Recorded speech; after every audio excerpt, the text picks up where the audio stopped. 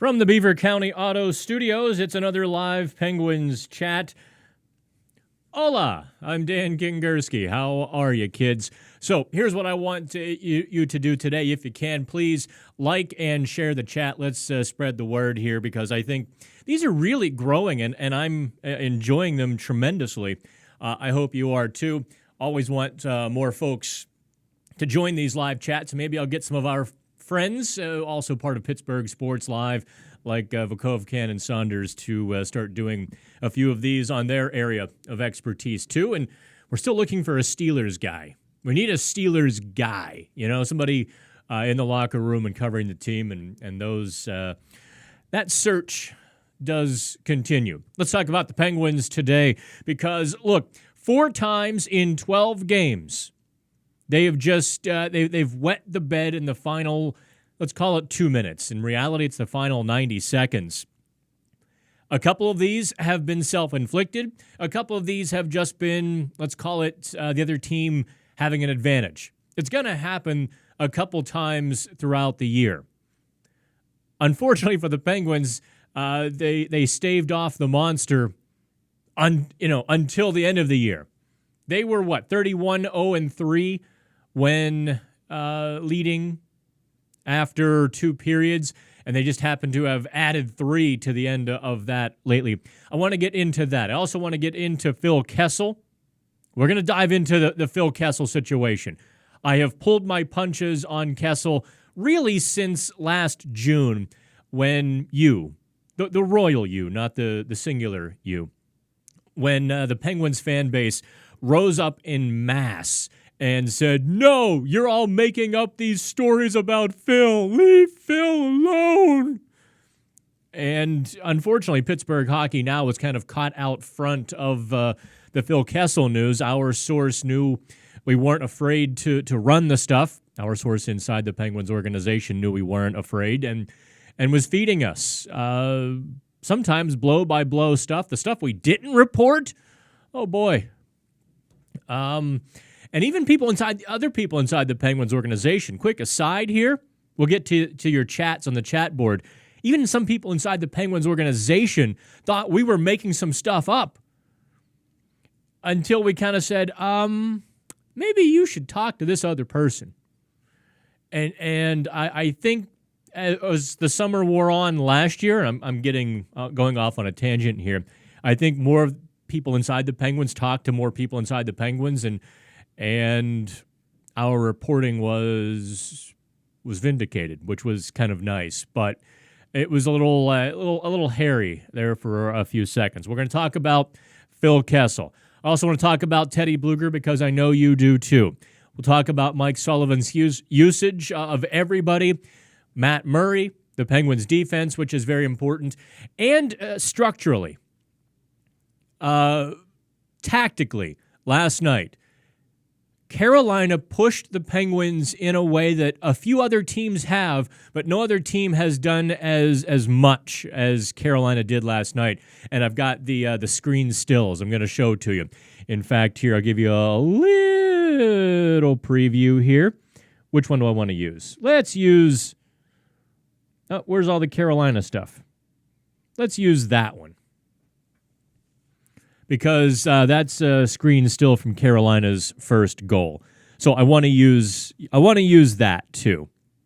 Alrighty, let me hit the chat board first before I dive into all of my stuff. Mutation, yeah, we keep choking at the finish. I don't know if it's choking. Murray whiffed in the Stadium Series game. Murray said Murray whiffed. What you saw last night was really a bad beat. And I'm not making excuses for Matt Murray here. When that puck is fluttering and knuckling like it was, think of how many wild pitches occur on a knuckleball pitcher when the puck is in the dirt. Well, Murray essentially had that same situation last night where he tries to glove it, but it's end over end, right? He kind of doinks out of his glove. You want to see the goaltender be just a bit better with that, yes. You also want to see your team collapse a little lower, yes. But end of the day, You know what? Actually, here's a good comparison to Carolina's game-tying goal last night. Chris Kunitz game winner, Game 7 winner in double overtime over Ottawa.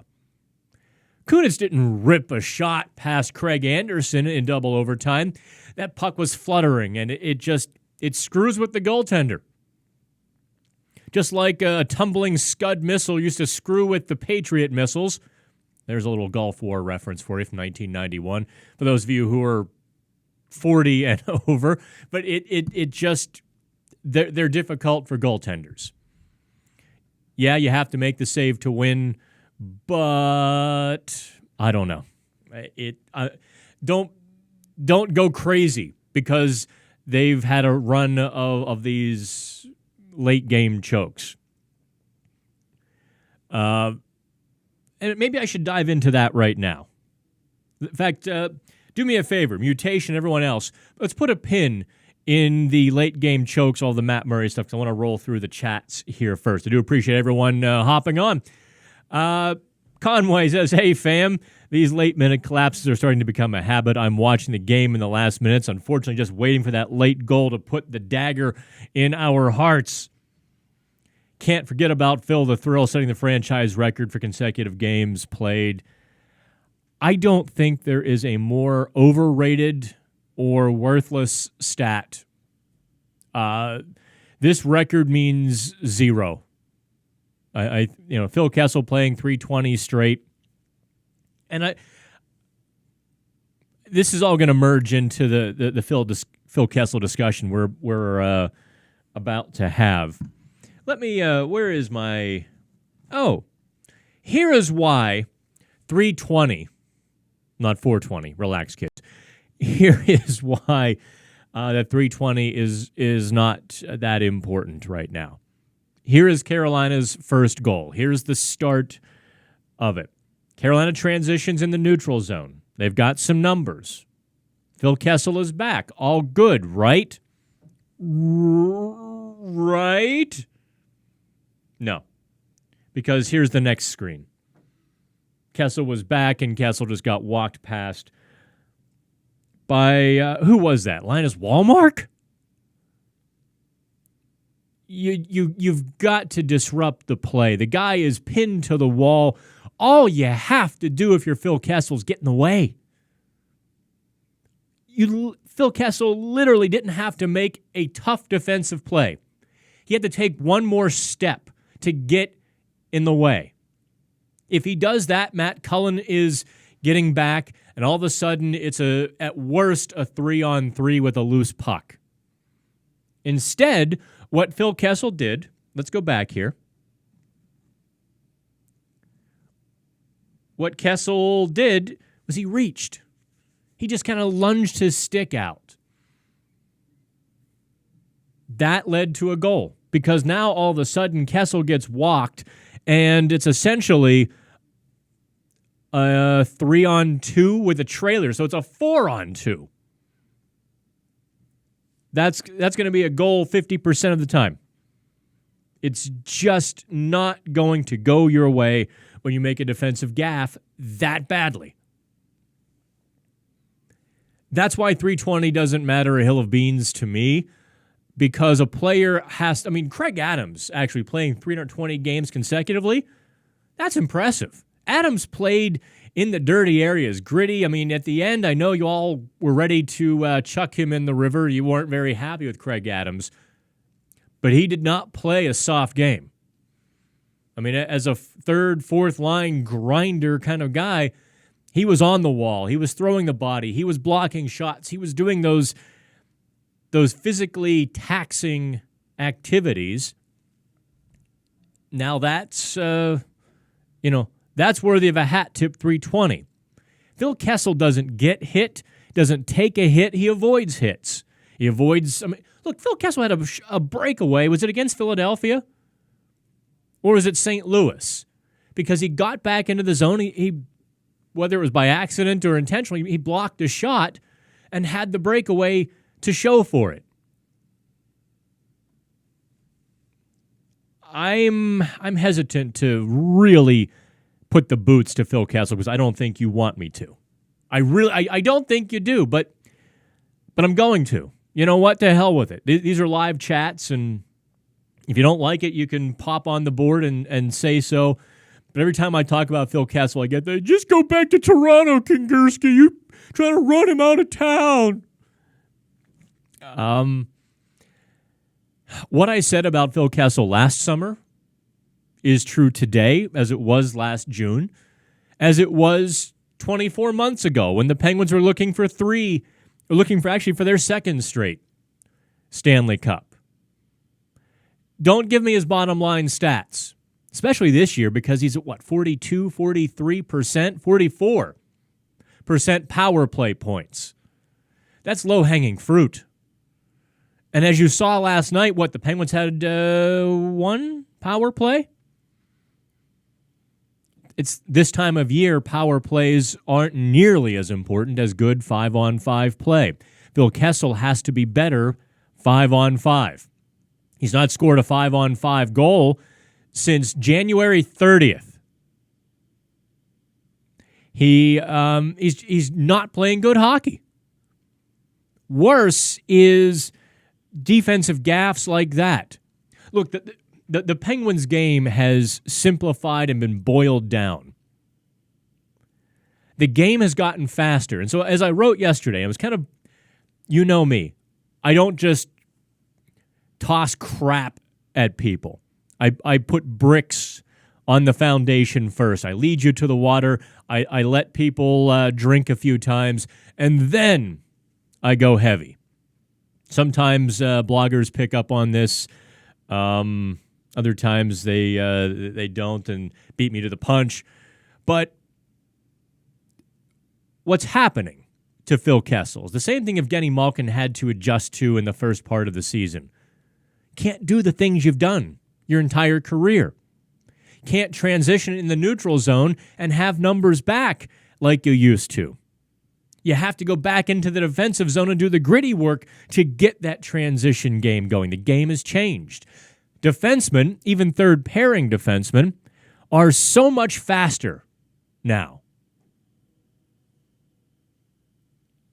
Defensemen are so much faster now that Kessel can't get to the right wing dot and unleash that one-footed wrister. He just can't do it, not because he's lost a step, but because the game has gained a step. And there's two ways to grow. You can shrink from what you were and accept a much more reduced game, or you can add layers and facets to your game. Malkin has struggled in this season because he's been trying to make those simple plays, and they just don't come naturally to him. I cannot say that I've seen Phil Kessel trying to make those simple plays and doing the extra things necessary to grow his game. I see Phil Kessel shrinking from the game at large into what is given to him. You can argue with me all day long, and I'll show you video clips and still photos. The Penguins need their big gun to be a big gun. But right now, he's at best treading water for the team, and that's a huge problem. Huge problem. You'd almost take right now with Kessel, you'd almost take a guy with much less offensive skill who can mold in with Blueger and Rust than you would a guy with his immense offensive skill who isn't able to use it. All right, I've gone off on my little tangent here. Let me hop back onto the chat board. Okay, you win, Dan. Sorry I brought up Phil. Cody says, I don't think it's just Kessel. No. Listen, don't mistake me singling out a player for me blaming the player, okay? Because we're just at the start of the chat board here. I did think that there was something with this line. There's something to work with, especially those two guys on your Are those on your right or on your left with Blueger and Rust? Last night it became Blueger-McCann.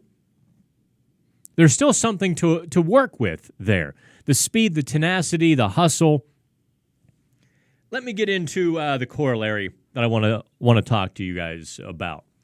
Jacques Martin mentioned it kind of very briefly in the first intermission. I think Jesse Marshall and I both just totally geeked out when he said it because it was very patently true. Let me find my other photos here. I had some Carolina photos which also illustrated the point. There's 4 there. There's 6 here. How did the other 2 not transfer? Let me see if I've got these. Okay. How do I make this a full screen? Bear with me. I'm just going to drag it here. So here is a moment that kind of illustrates what I'm talking about. And the corollary that we're going to talk about is 4 sticks, okay? What Carolina did last night was get that 4th stick in the offensive zone. That 3rd stick in a puck battle or for puck support is hugely important. In a game last night where the space is at a premium, that 4th stick is huge. And here I'm going to beat up on Phil Kessel a little bit more unintentionally. Here's where Bukestad dribbled it through Mrazek last night, became a good scoring chance. How many sticks do you count for the Penguins? 2.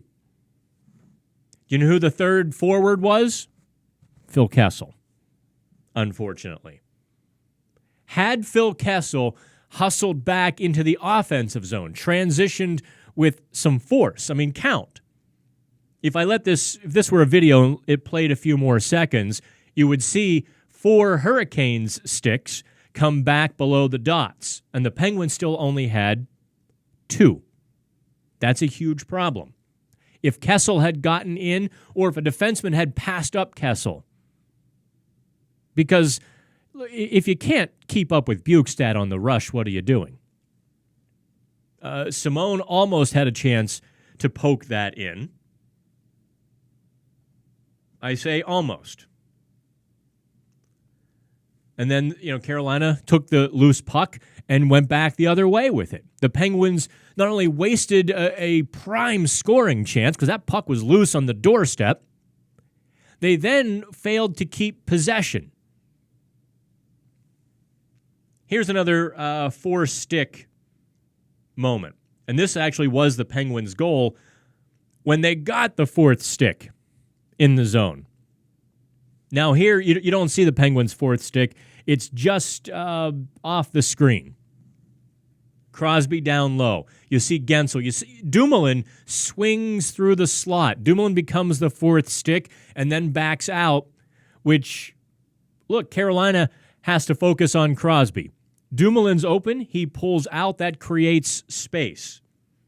That's when Gensel snapped it home. Let's see if I have a picture of Gensel actually scoring the goal. Nope.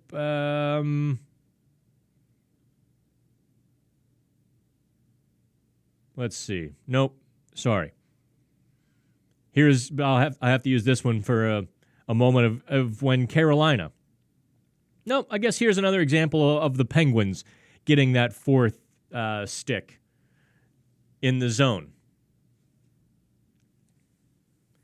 Crosby had a glorious chance here because Gensel went deep. Crosby found soft spot. Look, Carolina's forward, because there are 4 sticks in the zone here, Carolina's forward couldn't crash low to make up for his over pursuit of his teammates going to Gensel. So what happens here? Letang essentially keeps the forward honest by pressuring the zone. Crosby gets the scoring chance as a result. Am I getting too deep in the weeds for you with this essentially that 4th person in the zone? Am I getting Too crazy? All right. Let me roll back through the chats here. The Facebook group for the Pens keeps blaming Murray. I think he needs a break. Look, Matt Murray's been really good. Murray has been on his head fantastic. By the way, I want to plug in my phone. I realized I don't have the camera plugged in. So let me do this real quick.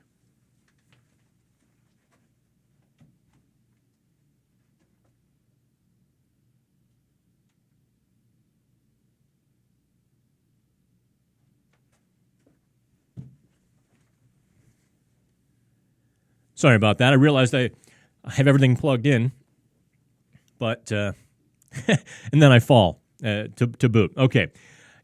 Look, if you're blaming Murray for these losses, it's the same as like the Yinzer Steeler fans go nuts when the Steelers lose. It's always Ben Roethlisberger's fault.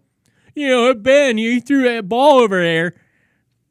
Just what I hope Pittsburgh hockey now is to you, and will always be, is a repository of higher-end hockey information. Someday I won't be around, and to whomever I bequeath this PHN, this little empire that we're building here, I'm going to make damn sure that they're not fanboy, screaming, blog, anger kind of guy. I don't want PHN to ever be the website that just takes a crap all over people. That's just not where we're going to be. I mean, there are times. Look, I've put the boots to Kessel pretty hard today, and he's earned it, but I'm not telling you he's terrible at hockey, and I'm trying to keep it in context here. Kessel has to up his game. The Penguins need it, and I've shown you examples of where he needs to up his game. I think the Penguins' defense has been fantastic as well, at least on the defensive side of things. Chris deleted his message. Chris, why'd you do that? Okay, someone, Dan, since I trust your unbiased view of the game and more knowledge than me, can you comment on the overall quality of the officiating? That's a very good question. I appreciate you asking it instead of just railing on it. I've had the fortunate opportunities to speak with officials in the past. Kerry Frazier I had on 93.7 The Fan. For those of you longer hockey fans, the hair, Kerry Frazier. And I picked his brain not about, well, why this call and why didn't you call that, but how, the process and how officials call the game at the NHL level. And this is where I think American fans get their knickers in a wad, needlessly so. Mutation, it's because NHL officials manage the game. If the boys come out and want to be rowdy, the official has two choices. He can try to put a stop to it, and you play the first period, special teams back and forth, or he expands what he's going to call. The NHL has done a very good job in the last few years on really cracking down on the slashing. I think that's been fantastic, and that's been consistent. What you saw in Letang last night when he, smacked Aho a little bit was not a slashing call. That was a poorly timed penalty because it really wasn't a penalty, and there's no managing the game at that point. The Penguins got away with penalties. Carolina got away with penalties, at least in the first 58, 59 minutes. The Penguins didn't get away with too much in overtime, did they? Or in the final minutes of regulation, although Jack Johnson took a terrible penalty at the 58-minute mark. You call that. But officials are going to manage the game. So for every call that you see that the Penguins had go against them, there generally is a call that went for them. In the grand scheme of things, it all evens out. The referee just kind of hovers over it. Kind of like for those of you who aren't millennials, or your parents are a little bit older maybe, when you fight with your brother and sister, how often were your parents micromanaging that? And how often were your parents were like, both of you go to your rooms and shut up? That's the NHL officials, okay?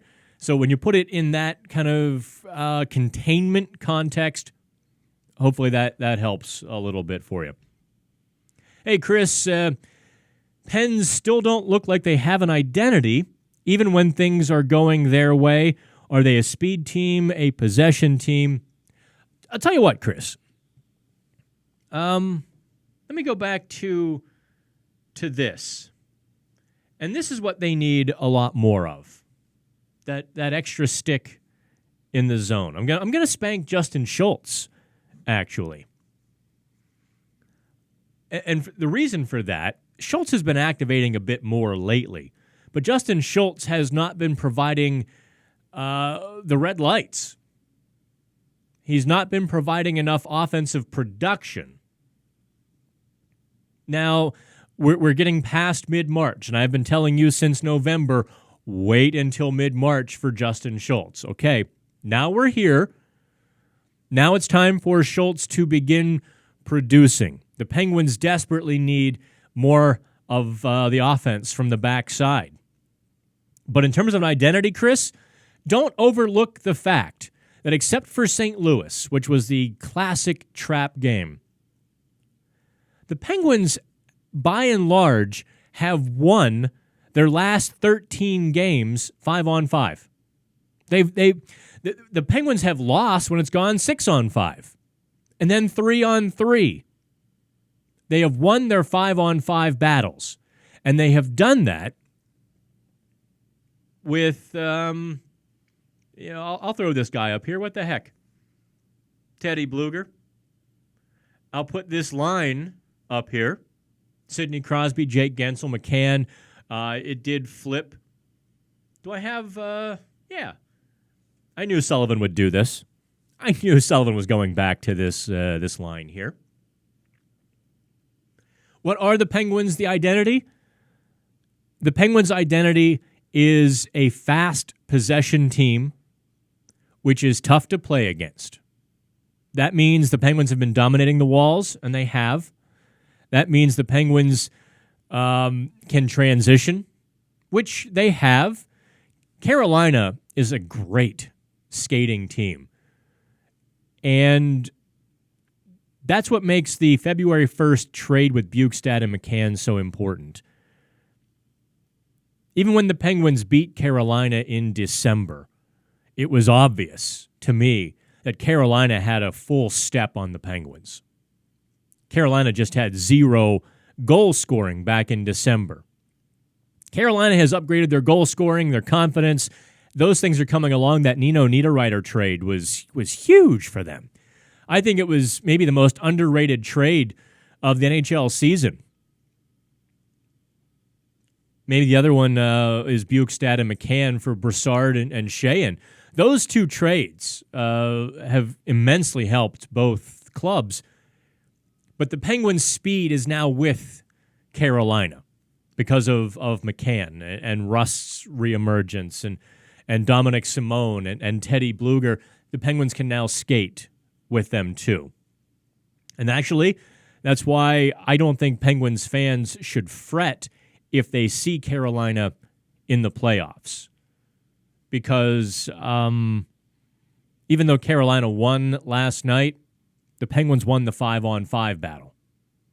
And you have to assume that Tim Peel will not be the official in the playoffs. You have to assume, anyway, if he is. He's definitely a lightning rod, isn't he? But I hope that answers your question, Chris, about the Penguins' identity. It's really coming into shape and form and focus, but it's not what you think it is. So if you're looking for that speed and rush game, you're going to miss it. Look along the wall. Look at Bukestad and Hornquist dominating the low zones. Hornquist hasn't scored a 5-on-5 goal since, January 6th? But my gosh, is he doing everything else? Hornquist is playing like an animal. It's just for whatever reason that puck is not on his stick in the scoring zone. I don't know what to tell you on that. It's troublesome. It's worrisome for the Penguins, but he's doing enough other things really well where he's helping his team win, so he's mitigating that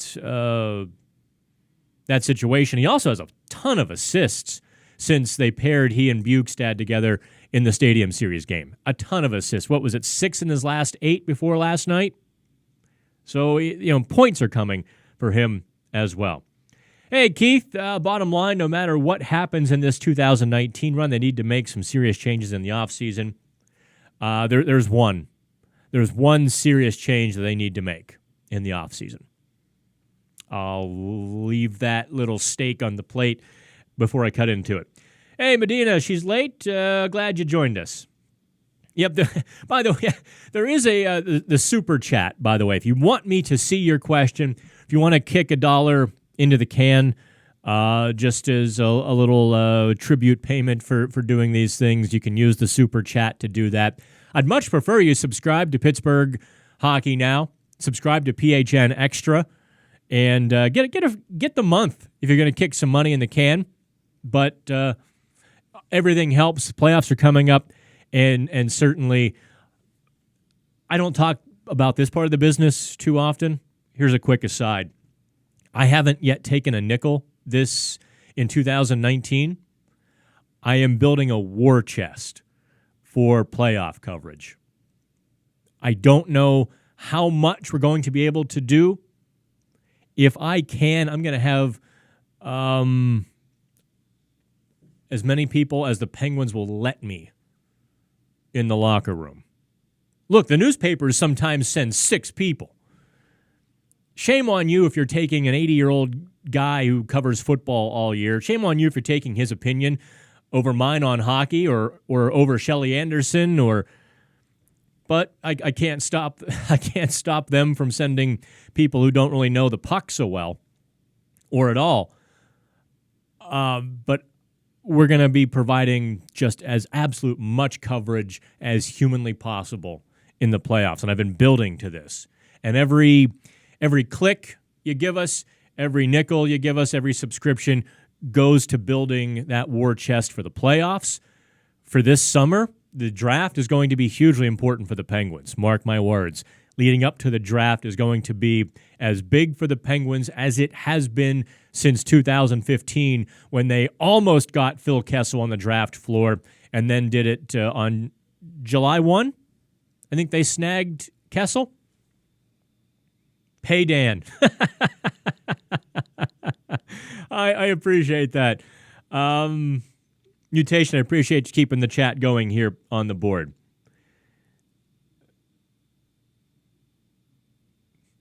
Oh, poor Theodore. Theodore, thanks for... Theodore used Hornquist's nickname Horny, and so YouTube hid the chat from me. Sorry, Theodore. Let me get back up to your comment here, though. Boy, a lot of chats that I'm just getting into. Bear with me, y'all. Or yins. Okay, there you are, Theodore. Simone Bukestad and Hornquist looks like a great third line. It really, really is. And for all of the crap that Simone gets, down goes Rowdy, the patron saint of Pittsburgh Sports Live and Pittsburgh Hockey Now. For all the garbage that Simone gets heaped on him, Hornquist and Bukestad, without Simone, have about a 45% Corsi and scoring chance rate, meaning the opponents are winning the battles. With Simone, they're at 56%. But Simone is terrible. Yep, he's so bad the line gets infinitely better with him. Even if he's not the beneficiary of the points, he's driving play, man. I'm just telling you, don't sleep on Dominic Simone's contributions. That $7 million for the next 4 years suck. Talking about Kessel, it's 3 years, I thought. After this year at 6.8, yeah. And if you're asking me right now, I don't think the Penguins have Phil Kessel on the roster to start next season. I think this is the summer that Phil needs a new home and the Penguins need something different. I think this is that summer. Win the Stanley Cup or not. Boy, it's sure helpful to have a guy like Phil Kessel, though, isn't it? Cody says, I think Simone needs to go and Blandisi, however you spell it, needs to go. Now, look, the fourth line last night was really good. They were earning ice time deep into the third period. Blandisi was in the crease, mixing it up down low on the end wall, battling for the pucks. Garrett Wilson, as a result, had a couple scoring chances. He was in there mucking and grinding. Blandisi is a little bit less intense Bobby Farnham. There is a place for guys like that.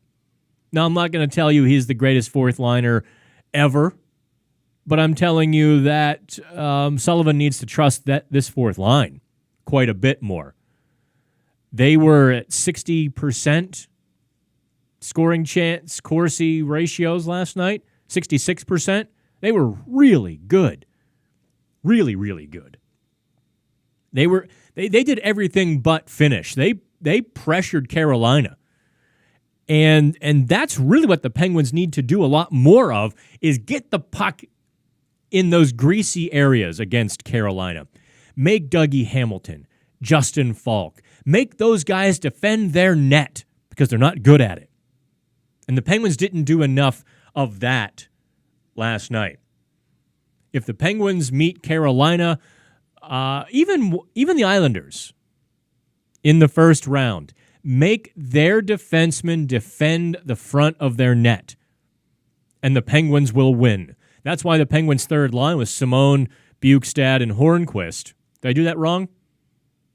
Yeah, you would have Simone, Bukestad, Hornquist. And that's why that line is so important, is to drive that low pressure. And that's why Crosby and Gensel and their game has been so successful this year, is because the game is coming to Sidney Crosby, not going away from him. Corey says he wants to see Sidney Crosby call out people and pull the team together. I don't know if that works or not, Corey. Look at all of the ruffled feathers and the butthurt teammates because Ben Roethlisberger did that. Look at, that's what can happen. If you start calling guys out, look, what happens if Mike Sullivan just puts the boots to Phil Kessel in the media today, tomorrow? What happens? Kessel goes deeper in the shell. Kessel is not going to respond to being kicked in the butt. He did a little bit back in, was it November or December? But by and large, Kessel is not a guy who's going to respond to that. I don't know. What are you going to do? What's Crosby going to do? Call out Dominic Simone for not scoring enough? Or I don't know who you'd call out. Look, the Penguins are let me repeat this part. The Penguins at 5-on-5 are winning. That bodes very well for the postseason. Don't lose sight of that. And I hate to be on the positive side too much here, but don't lose sight of the realities that the Penguins are winning 5-on-5. It's this goofy stuff when they have the extra attacker or just odd bounces that have been biting them. It's going to happen over the course of a season. You'd rather have it happen now, and the Penguins feel like they have to redouble their efforts, which Matt Cullen, by the way, stick tap to Josh Yohe last night. I hate when Yohe just kicks our ass so thoroughly, but he did by knowing what to ask the locker room last night and talking to Matt Cullen, who said, we're at a crossroads. This is all on The Athletic. the Penguins maybe mentally are at a crossroads, but if they step back and looked at the big picture, they'll realize there's a lot to build on. They simply tighten up this 6-on-5 nonsense, and they're challenging for first place. They'll have, a playoff spot would have been secure. They're still 6 points up on Montreal.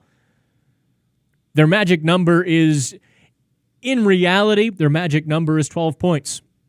That's all it is. Any combination of the Penguins gaining points, Montreal losing points, equaling 12. That could be 3 games. Montreal loses 3 in a row. The Penguins win 3 in a row. There you go. So that's how close the Penguins are. Yeah, Theodore Belmont, you are correct. I have to send you that shirt. It's neatly folded. Theodore won the Hockey Fights Cancer, the purple T-shirt back in November, and there's no post office close to the studio here, and so I have it neatly folded for 4 months now. And Theodore, I apologize. I don't know where a post office is. I have to find one pretty close. This may or may not be a minor issue, but why is Cullen always getting thrown out on the face-offs? It's a good question. I'm not sure Cullen knows entirely, but he's kind of sliding that back foot in a little too prematurely, I think. Cullen's not stupid. He's trying to gain an advantage. He's the old wily veteran, so when he's not tossed out, he's winning. Let's see here. NHL Network Radio was praising officiating a few days ago, as well they should. I think by and large, NHL officiating is pretty good. You want to see every penalty called because you want the Penguins on the power play, but believe me, was it St. Louis when the first period was just god-awful because it was power play, back and forth? Or was that was Buffalo? They all run together for me. Maybe you remember which game the first period had 8 or 10 minutes of power play time, split between the two teams. It was just awful viewing. There was no flow to the game. Yeah, Melissa, Carrie Frazier is awesome. Not afraid to criticize the Garage League. I really like Carrie. He actually won't talk to me anymore. Carrie, when I had Carrie on 93.7 The Fan, this would be 16. Before that, before they wanted me to talk more Steelers. When I had Carrie on one night, I only had him on for about 20 minutes. He wanted to come on and do the full hour. I didn't know this, or I would have happily had him on the full hour. He kind of felt a little shortchanged by that, and he's like, whatever, I don't, So I haven't actually talked to him since. But I'll tell you, the conversations we had leading up to that show were as enlightening to me as any conversations I've had with any coach. Really, I think he added the missing piece to my hockey viewing knowledge, really understanding the game, and I'm trying to pass along a lot of that to you. And yes, officials talk about players. Hey, Tim, you've got the Penguins next Thursday night. Watch out for Wayne Simmons and the Penguins. Watch out for Goodbranson taking a shot or someone lining up Simmons for a cheapie. Keep your eyes on that. Or watch out for Simmons trying to get the jump on somebody because he fears the cheapie. The officials talk about this stuff, and they'll be watching for it out of the corner of their eye. So you may see a very tightly officiated game, at least in the first 10 minutes, when the Penguins go into Nashville because of the Wayne Simmons issue. Or some guys like Frontier Justice. Some guys might say, oh, well, Simmons has it coming. And absolutely let the Penguins tee off on Simmons a little bit. And players know the officials who like the Frontier Justice too. So we'll find out. Ren, how are you? Cully is obviously a vet. Every good center taking face-offs cheats. It does seem like he gets kicked out a lot, though. It does. He gets kicked out a good bit. Let's see here. Not looking good for the Pens. Like I said, Bruce, don't lose sight of the fact the Penguins are winning the 5-on-5 battles. Don't let the 6-on-5 screw-ups and the 3-on-3 losses color what they're doing 5-on-5, because the Penguins won't lose a 3-on-3 game in overtime, will they? Or, I mean, in the playoffs. They won't play 3-on-3. Now, the 6-on-5 is something that they really have to redouble their efforts on. Poor Oscar Sundqvist got destroyed by Lucic last night. Officials' failures are ruining the league. I actually didn't see that. So if someone wants to tweet me that link. Do I think Sullivan bears much of the responsibility for the trend on late collapses and silly penalties? Not really. I diagrammed it for you. Let me see if I can pull up. I diagrammed the Flyers' game-tying goal on Sunday night for you. And I can pull that up here. Give me 1 second. Here it is. And we can go through this. Let's do that, shall we? Can I make my screen bigger? Let's zoom in here. Typical guy, always trying to make it bigger. All right, so here we go. I will do this for you. Here's Philadelphia. 25 seconds to go. McCann and Rust are on the red line. This is good stuff, right? This is what you want to see. But next picture, McCann overcommitted. He went after, I think it was Gostisbehere, back in the Flyers zone, without really any backing. He went after him, but Gostisbehere had options to move the puck. And he did. He hits Couturier almost in stride. Now, the pass was just a touch ahead of Couturier, which made Sidney Crosby, as you can see here, number 87. The red arrow is what Crosby did. That black arrow, no, Crosby didn't have gas. That was what Crosby should have been doing. He should have been fortifying that blue line, or at least holding his position, making Couturier make a play. Instead, he stepped forward, which allowed Couturier to get behind him. Now there's 2 strikes on the play. Third strike. Brian Rust is in proper position. He's taken away the left wall from the Flyers. But he's also looking up. The Flyers have overloaded the right wing side, so Rust has to adjust. He's got to get his feet moving. Instead, he's standing still. So Crosby commits forward. McCann is trapped up ice. Oh boy. Exactly. This is right where the play went from well defended to poorly defended. It was players' mistakes. Sullivan has no culpability here. So now Crosby gets walked because Couturier just poked it right around Crosby. Now you've got Johnson and Dumoulin and 4 Flyers. You know how that turns out. Couturier, center drive. Dumoulin does very well, actually, to position himself between Couturier and the puck. Jack Johnson has taken the center of the ice away in case the Flyers possess the puck.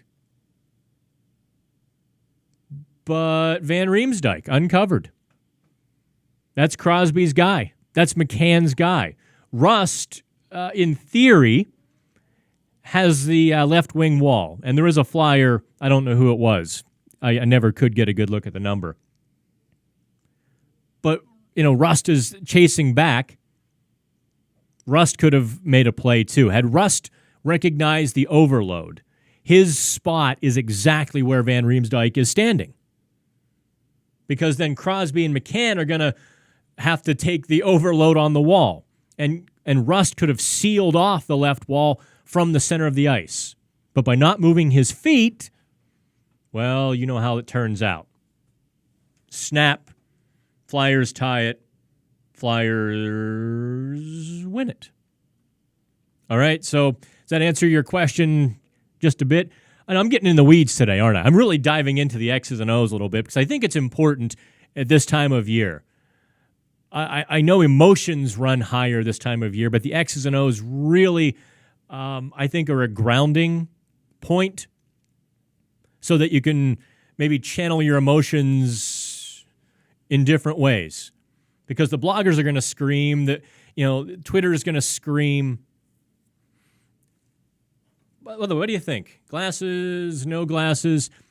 With the sweater and the glasses, this is from the Ralph Lauren Not Getting Laid connection and the whole collection there.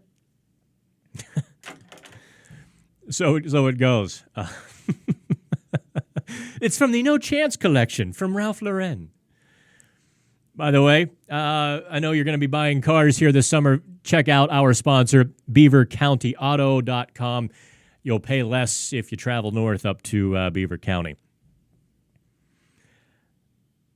Melissa wants to know, was that a slash last night by Letang?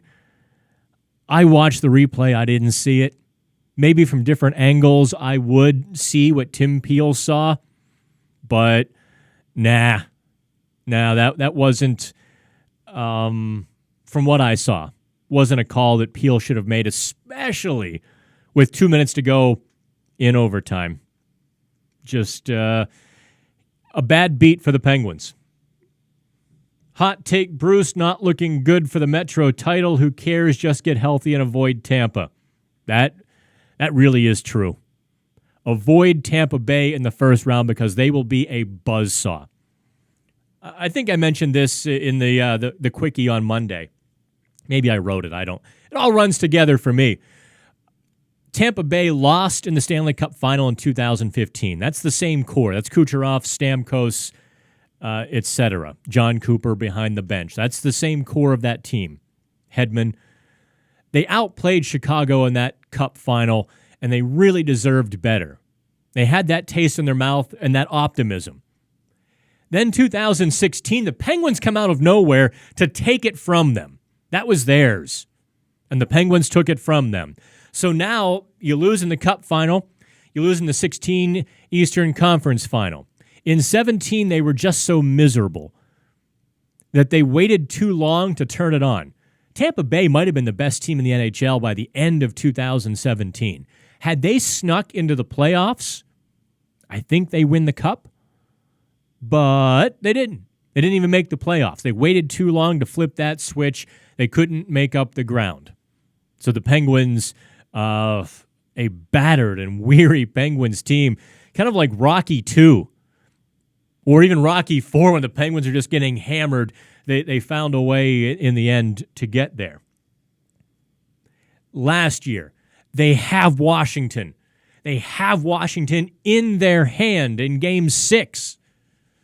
And they let them off the hook because Washington began just to pound them. And they didn't have a response for it.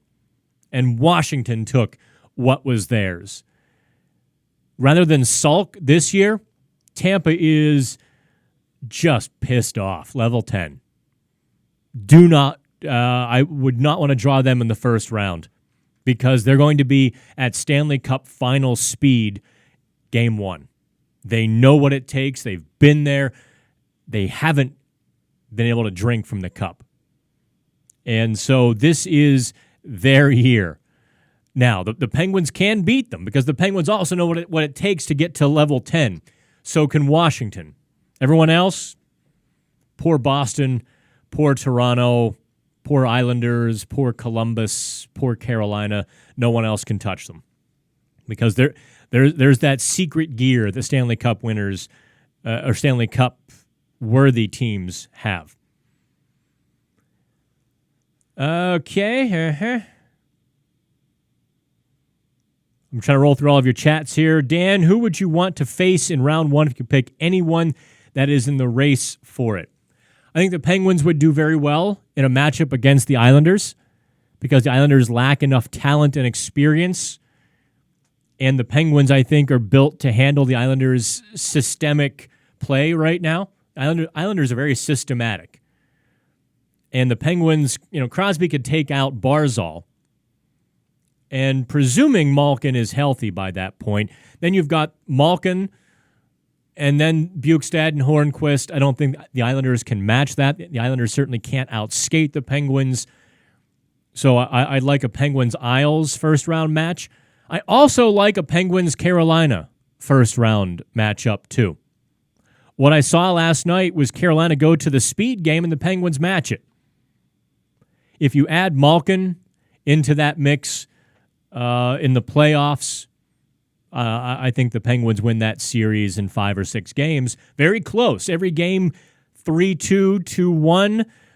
But I like the Penguins, and I don't think Carolina's goaltending will hold up in the playoffs. Peter Mrazek, Curtis McElhinney. You really want to put your lot on them? Okay. Yeah, I know everyone wants to focus on the pretty goals, but could the Pens maybe put a little more effort into getting those second and third attempts in front of the net, cleaning up the garbage? They really need to do a bit more of that. I think that's coming. I think you've seen a good bit of that from the third line. I think you've seen a little bit of that from the first line, depending on who it is. I don't think McCann does that well enough. McCann doesn't get into that scoring zone. And so, therefore, I like Brian Rust on that top line better than McCann. I think you're going to see a bit more of those second chances. I also, I don't know if the Penguins want to throw Rust on that third line. On the right side with Bukestad, get Hornquist a couple goals. Get him moving. Hey, Zach, go Leafs, go. You know what? If Toronto's defense is going to be shredded in April, no matter who they play. I don't think they beat even Boston at this point. Does Gino have broken ribs? Any word on his timeline? I don't know. I have heard different things from different sources, JV. No one really knows. I don't even think some teammates know, quite frankly. So let's leave it at that. And based on Teddy Blueger's public comments yesterday, oh yeah, we hope to get Gino back soon. Obviously, there's not an ominous tone in the locker room about his ribs. If he had broken ribs, I think there'd be a bit more ominous tone, and I don't think Blueger would say, we hope to get him back soon. So that means worst case, well, no, it doesn't mean anything, actually. I extrapolate from that at worst, it maybe is a crack, bruise. I think Rutherford also told our friends over at DK a week or two. So I don't think it's broken ribs. All right, McFunny Balls. How many cheeseburgers does Kessel yeah, all right. I'm not gonna personally bag on any players. That's just not what we do here. You guys can have at that at the chat board. Do me a favor, like and share the video as well. We're coming up on 1 hour. And I haven't even hit all of my 4-stick examples. Here's another. I didn't get to this picture earlier. When the Penguins get 4 sticks into the zone, get that 4th stick, apply that pressure. Leaf Dog has a question for me that I actually kind of like. Random Cube. I like random. Do I enjoy hockey from a fan's perspective, or does working in hockey kill your inner fanboy? I don't think it necessarily has to kill my inner fanboy. I let it die, however, because I recognized a long time ago. Actually, I'll tell you what killed it was when I was a play-by-play guy and I was in Johnstown in the minor leagues, and I really began to understand the game in a way that I don't think I could convey to you or even to my fellow media folks who've always just been writers covering the team. When you're on the inside looking out and you see what these guys go through, it gives you such a different perspective. So I will always be on the side of the player, but not in a fan sense, if that makes any sense to you.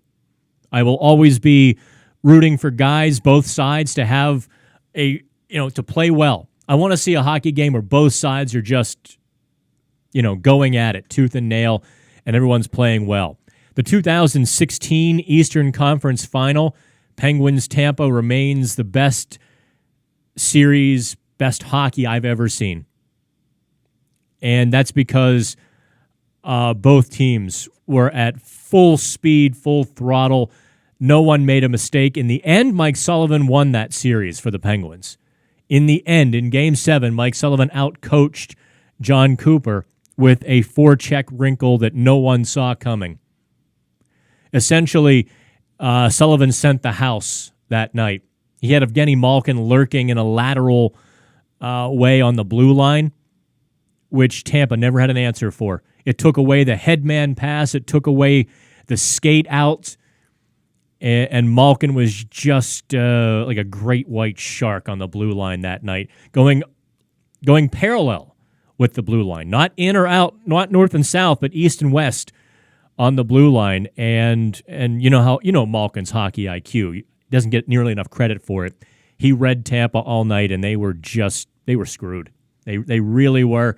Penguins only won 2-1, and that's how well the game was played. But working in hockey doesn't kill your I know a lot of guys who are still giant fanboys, and I'm envious, but I also get to see things they don't because their emotions steer them to a player or two in positive and negative ways where I try anyway to see the full portrait and pass that along to you. Hey, Melissa, I'm going to trust my friend Melissa here, heard from a reliable source that Gino has bruised ribs, not broken. I also know Melissa is friends with other hockey media and some friends around the team. So I'm going to assume Melissa has some dirt for us, and I'm going to trust her on this one. So I give you my full permission, Melissa here on the chat board, to take that with some credibility. Not your average chat on YouTube. Everyone panicking? Where'd it go? Where'd it go? Have I commented on the lack of response by the Pens tough guys to the assault by idiot Bertuzzo on Gino? Please do. I didn't think it was an assault. I thought it was hard play in front of the net. He just happened to catch Malkin in the ribs.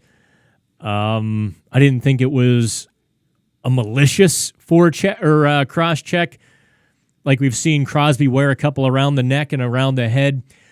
A cross check in the ribs is what you see 100 times a game. So that's why I really didn't think the guys went after Bortuzzo. That's just okay. McFunny Balls, I'm going to have to kick you off with any more of those kind of comments. Okay. Do I think the Pens will turn up in the playoffs, or will they still have the same struggles, like keeping a lead and lacking goal scoring in the bottom six? I don't think they're lacking goal scoring in the third line. I think the third line is adequately contributing the proper amount of offense. You want to look at lack of goal scoring, look at the second line, Malkin Kessel. That's where you begin the lack of offensive production discussion there. And when the Penguins get healthy, when Aston Reese returns, and they've got that fourth line back, whether, I don't know, Simone goes to the fourth line or Aston Reese goes or whoever they want to put down there, and Cullen, I think you're going to see that line really pick up their production as well.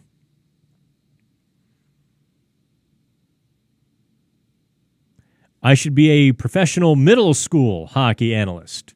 Yes, I should. If you'll pay me to do it, I'll do that too. How do we kick somebody off? I don't know. Have I heard much on Mata? He was skating with the team yesterday in the red no-contact jersey. Absolutely. That's true. I think Mata is pretty close to getting back. Give him another 2 weeks, maybe. But I don't know if he comes back. Where would you put Mata? I honestly don't know where he would fit in. I think if Mata replaces Jack Johnson on the second pairing, the Penguins lose a bit of that physical presence they've had. They would get a little bit more puck movement. They would lose physicality on the backside. I don't know if Mata is any more than marginally better at Jack Johnson at defending the blue line. I don't think Mata is that much more stout, pressure at the blue than Johnson. And I don't know if you take Pettersson off the ice. I think Mata just might be a victim of timing this year.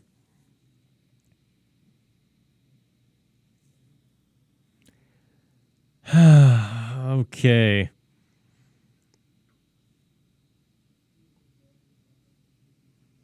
I'm trying to... By the way, you can kick a buck in the can with the super chat. I'm trying to kick somebody off here. And I don't. Oh, yes, I do. There we go. Sorry, McFunny Balls. We don't need any of that stuff.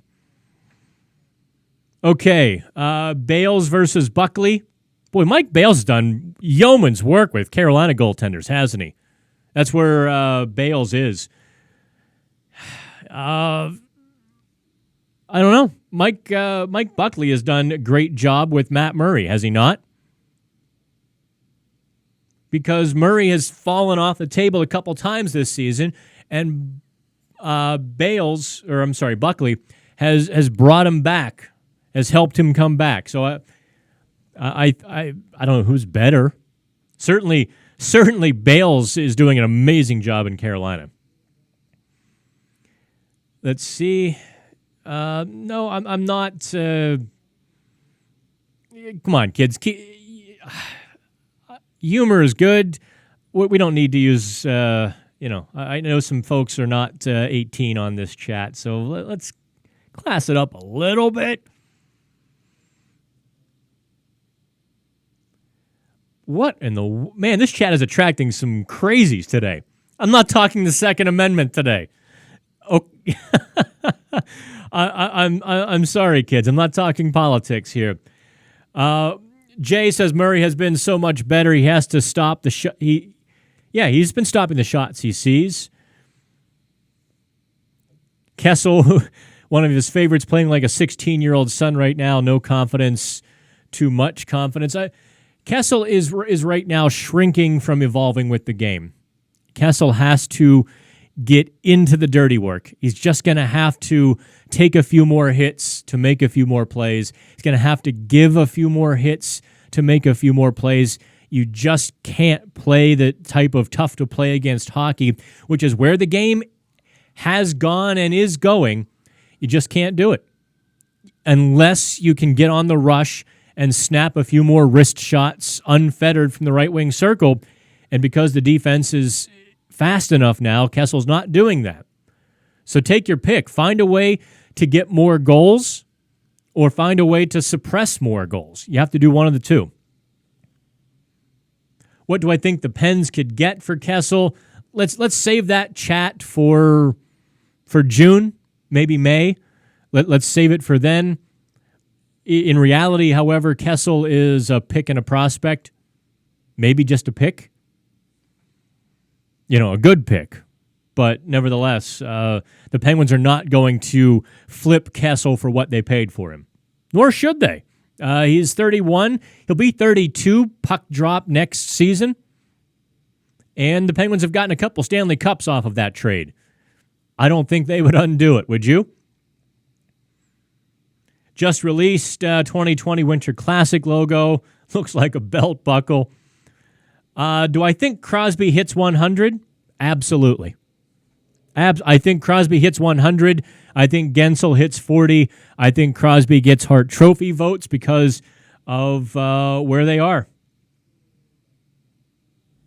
Jack makes too many mistakes. Oh, I don't know about that. I think that's maybe a bit of an old opinion. Hi, Professor.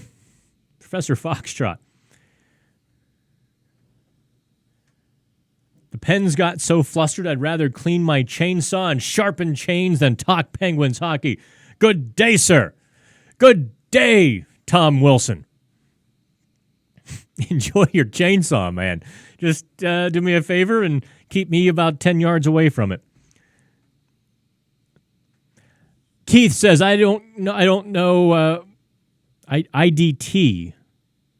You will see Kessel anywhere near hit or physical engagement. That is why he coughs up the puck so constantly. Yeah. Keith, Kessel has to go through a mental process to accept that at this point, to risk injury. He's got to go through that. He really does. No, guys, sorry. If you drop the F word in a comment, I'm not going to approve it. Sorry, Skyline. I know what you're trying to say, but keep the F word off of that, all right? Okay. How much do you think our power play is handcuffed by a lack of a one-timer threat from Phil's spot? Look, the power play clicked at 27% last year, running through Phil Kessel and Malkin and Schultz and Letang. So I don't think it handcuffs them at all. I do think what handcuffs them is it's a lack of puck retrieval in their five. I think, they've relied on that Kessel rush a little too much to enter the zone. And teams, look, the Islanders and the Capitals were really teams last year that punctured holes in the Penguins' power play. By building a wall at the blue line and making the Penguins pay for it, there's your politics. Those two teams especially, or I guess the Capitals last year, the Islanders this year, what do they have in common? The coach. They have shown other teams that if you pressure the Penguins, you can have success. Now, teams have also figured out if you go after the Penguins at the Malkin-Kessel spots, especially up high, you can get shorthanded chances. The Penguins need more puck retrieval to dump that puck in on the power play, go get it, and set up. That's really what they need more of right now. Tons of chat. I'm going to get to all of these. I'll go 90 minutes if y'all want. All right. This is not a place for politics, guys. All right. My apologies. If you want to pay me to talk politics, I'll be happy to. If I see a $10 donation, you can make whatever political statement you want. Otherwise, I'm going to hide it. Well, you can't really make any trades right now, Kyle. And Winnipeg's not going to trade Murray for Hellebuck and Kessel for Horvat. And I love your trades, Kyle. They're great NHL 19 trades, but not going to happen in real life here. Hey, Foxtrot, Pens might go all the way, but I was wondering, how do I invest in hot dog vendors at PPG Paints Arena for the Phil Kessel second quarter sales boost? I believe that's a mutual fund through AIG. Take a look into it. Do I think the Penguins are missing Rick Tocchet to mediate between Kessel and Sullivan? Interesting. I have not heard anything bad about Recchi and Kessel's relationship. I know. Here, I'm going to give you all, if you've stuck with me this long, I'm going to give you some nuggets to chew on here. I'm out of cool pictures. Here, I'll show you a picture just for a few seconds to break up the monotony of my god-awful face. I know for certain that Rick Tocchet was very frustrated with Kessel, but also respected him. I know for a certainty that Mark Recchi was really frustrated with Phil Kessel in the playoffs last year and after the season. I know for a certainty that was the case, but I also don't believe it to be the case that has affected the relationship. I don't know what else. I can't say anything more beyond that without superficial, wild-ass guessing. So take it for what it's worth. If Kessel needs, at 31 years old, if you need a pat on the head and someone to rub your tummy, the problem rests with you, not with everybody else. How's that? It's also been kind of humorous to me. I've been getting reports, like people DMing me, hey, I'm at this location and this player is here till 2 in the morning, 3 in the morning. They're adults. I'm not going to report that. People want me to report on this player or that player at the casino till all hours, or this player carousing, and that's between them and God, them and the puck, whatever. At 31, do I really think Kessel's going to go through that thought process, changing physicality? He doesn't have a choice. He really doesn't. I've seen Malkin go through that process this year in terms of knowing he has to make more simple plays and trying to. He's not good at it because he can make those crazy complex plays. And that's always going to be his first instinct, but I think we've seen Malkin make that effort, and now it's up to Kessel. He can't keep just coughing the puck up at the blue line. He just can't. Tocchet, good in the room, old time. By the way, look at Tocchet. He has that battered and depleted Arizona team still in the playoffs. I don't think they've got enough juice to get to the end. His GM, John Chayka, really screwed them at the trade deadline by doing nothing. They really needed some help and reinforcements, and he did nothing at the trade deadline. He pulled a Neil Huntington. He really did. He talked a big game and did nothing for his team. I mean, look, every year Arizona's going to get more draft picks by taking on the crap. The crap contracts other teams want to dump on Arizona that they don't actually have to pay, that insurance pays. Chris Pronger, Pavel Datsyuk, go down the list. You're going to get more draft picks. Spend a couple of those and bring in a player. I mean, if they had done a little something at the trade deadline, Arizona might solidly be in the Western Conference playoffs instead of hanging by a thread. Kyle wants to know, when can we clinch a playoff spot, and is it going to be a wild card? Well, I'll take the first one. The Penguins' real world magic number is 12. Their official magic number is 13 points. When can they clinch it? If all things went, well, they could clinch by middle of next week. In 3 games, they could clinch it. They could actually clinch it in New York next Tuesday if Montreal dropped 3 in a row and the Penguins won the next 3. So will it be a wild card? I think they're going to get third place. I do. However, getting through Nashville on this trip is going to be a chore. So it might not look good. And Carolina, man, they just keep winning, don't they? Well, Mike is predicting if the Penguins make the playoffs, they're out. First round.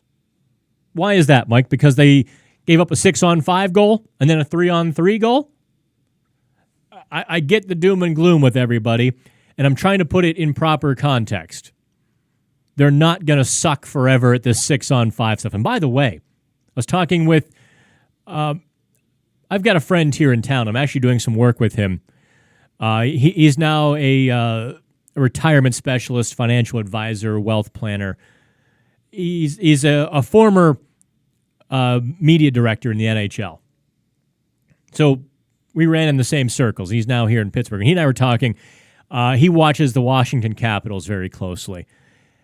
And he was laughing at Penguins fans because the Capitals have given up, he said, double digits this season. The Capitals have given up 10 or 12 goals with the goalie pulled against them this year. Take it for what it's worth. I haven't done the research. I trust him to be in the ballpark. Let's say the Capitals have given up a lot of 6-on-5 goals. Yep, Professor Foxtrot did say the poor Leafs earlier. They are the most tremendous team, believe me. The failing Boston Bruins are horrible, sad. Professor, is your address 1600 Pennsylvania Avenue? The failing Bruins. You know what? The Toronto Maple Leafs are poor in so much as they have done a lot of things right in building that team. And you can't say no to John Tavares, can you? You can't say no to a Tavares.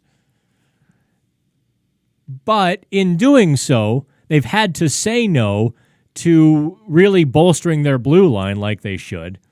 I think before long you're going to see them have to divest themselves of a center. Penguins Flames in the Cup final. Possible. There are 4 teams in the West that could do this. There's only, I guess there's 4 teams in the East. Tampa being head and shoulders above everybody else. But then whoever wins the Metro is going to have a fighting shot, Penguins or Washington. I don't think Carolina can get through a 7-game series. I think Penguins, Washington will ground them up in a 7 series. Saw a stat today. Hornquist and Kessel have not scored 5-on-5 in like 25 games or something like that. What is going on, and will it get fixed? Hornquist hasn't scored 5-on-5 since January 6th. Kessel hasn't scored 5-on-5 since January 30th. Hornquist has a lot of 5-on-5 assists. Kessel has a lot of I'm getting loopy here. Kessel has a lot of power play points. What is going on? You know, funny thing, I'm glad you brought that up, Amanda. And hey, I'll keep doing the show. But you guys want to keep logging on and watching? I'll just maybe kick a buck in the super chat thing there and share this. Hornquist is doing a lot of good things. I mentioned this earlier. But Bukestad is a net front guy too. And so their game is a little bit homogenous right now. It's taking some of the net time away from Hornquist. So he's racking up even strength assists. He's doing a lot of great forechecking. I mean, fantastic forechecking is Hornquist. So Hornquist does not raise as many red flags as does Kessel's dry streak. Sid hates Subban. They'll be up for Nashville. There's a little friction there. Actually, if I said anything about why I think Sid has a little bit of a streak against Subban, I think people would misinterpret it because I don't know for sure. Sid has an old school Canadian streak in him. And I think Subban being, like a flashy doing TV shows for NBC Sports, it was like a talk show, that kind of stuff. I think it rubs a few people the wrong way. It certainly did in Montreal, and I don't know. Maybe on the ice they've had a few conversations, but it sure as hell was fun to watch, wasn't it? Those two going at each other was just must-see hockey. I would have happily paid full ticket price to watch those two in the Stanley Cup final just knock heads like they were. The new guy is great, help out a lot. Corey, I love that you join these chats, man. I have no idea what you're talking about. Hey, Mormon Gamer, how are you? Part question. Make a 5-hour video. No. Who do you think the Penguins will sign in the offseason? And do you think Subban will become a Penguin? I don't. Subban's going to max out money. Penguins aren't going to have that kind of money. And, yeah. Although, don't overlook this. I'm going to play a two-bank shot for you here. Don't overlook this in the offseason. Tristan Jarry. By the way, Tristan Jarry got an ovation in Hershey last night. He was so good for Wilkes-Barre that the opposing fans, apparently, I don't know if it was a standing O or they just cheered. He was the second star of the game. And Hershey gave him a pretty raucous ovation. He was that good. Jarry is going to be a blue chip trade prospect this summer. The Penguins couldn't deal him at the trade deadline because what happens if Matt Murray gets hurt? It was just too much uncertainty there. The Penguins could need a third goaltender in the summer. Malcolm Subban is an ideal candidate for that kind of third goalie in the organization depth position. Hey, Ty, what are my thoughts on Letang last night? Very good. Love the site. Thanks again for the advice when I was in the Berg. Oh, what did I tell you, Ty? Where did I tell you to go? I've got my little haunts. I probably sent you to a few off-the-beaten-trail places. Letang was great last night. You saw the offensive push. Let me call it up again. See, here is what happens when you don't get 4 sticks in the zone. You don't score. Here is what? Where is it? Here is what happens when you get 4 sticks in the zone. You score! Ta-da!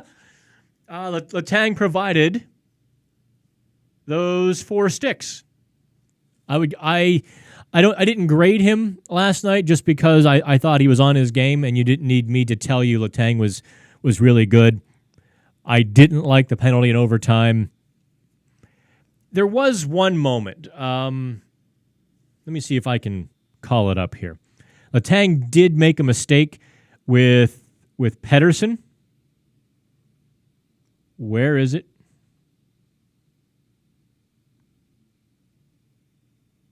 Is this it? Nope, that's not it.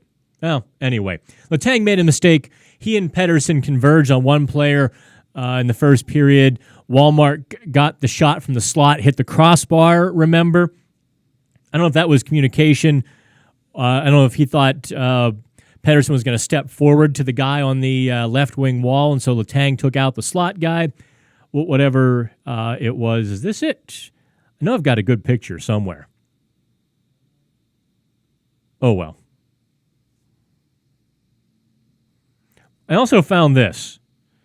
I have no idea what to do with this picture. None whatsoever. What do you think?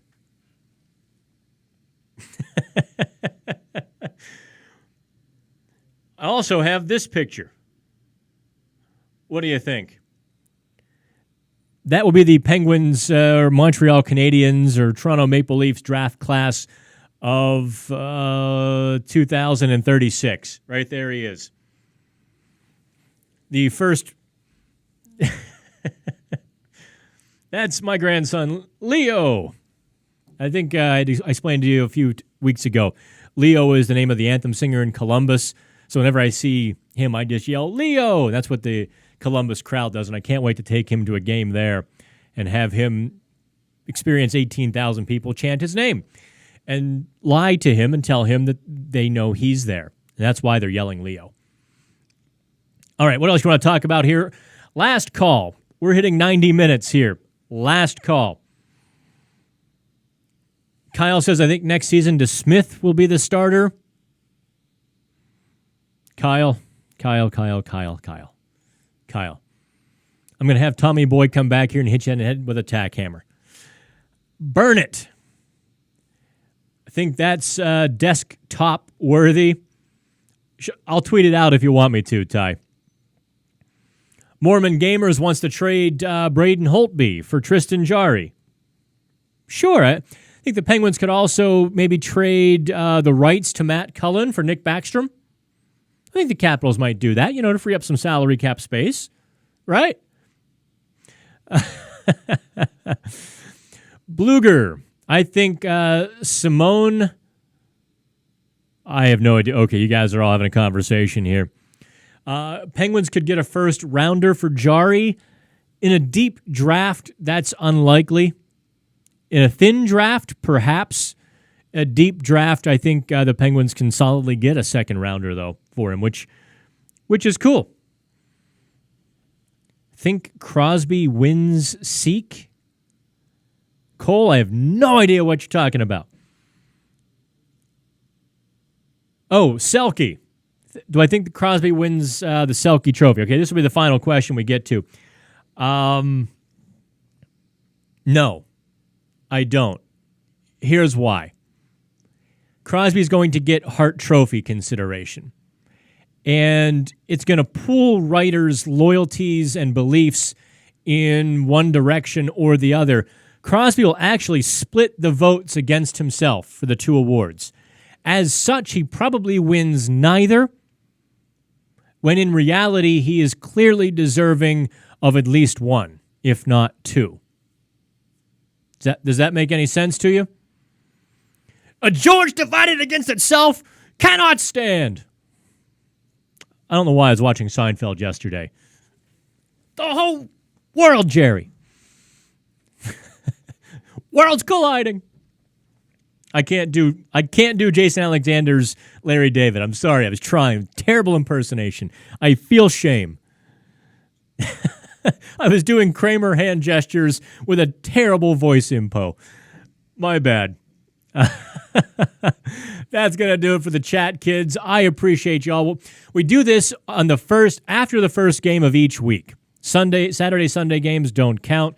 So it's usually a Tuesday or Wednesday of each week that we will do this, and we do it at 1 o'clock. Like and share the chat, Facebook, Twitter.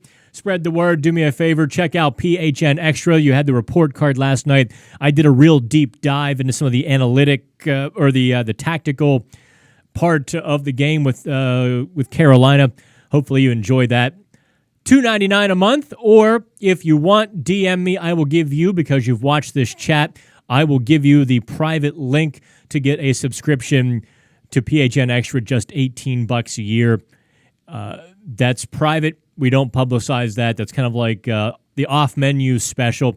Otherwise, you got to pay $27.99 for a full year of PHN Extra. So, hey, I appreciate you all more than you know. I have a blast. Look for the Tommy Hilfiger No Chance collection in stores near you. We'll talk again, kids. Have fun.